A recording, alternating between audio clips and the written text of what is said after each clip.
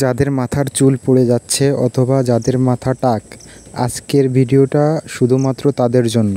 আসসালামু আলাইকুম গাইস, কী অবস্থা সবার? আশা করি সবাই ভালো আছেন। আলহামদুলিল্লাহ, আমিও ভালো আছি।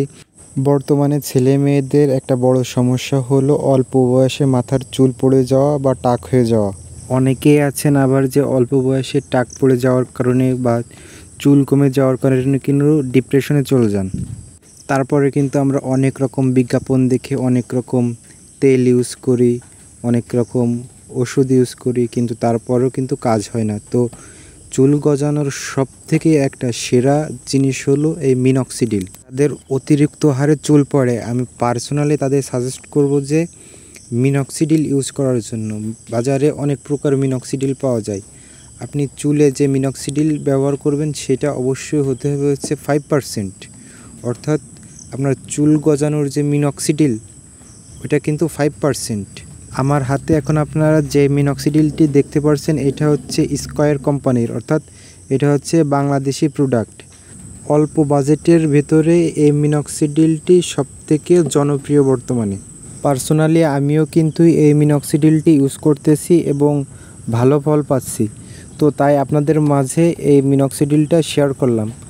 আর আপনারা সবাই জানেন যে চুল পড়ে যাওয়ার পরে চুল গজানোর সবথেকে কার্যকারী এক ওষুধ হচ্ছে এই মিনক্সিডিল।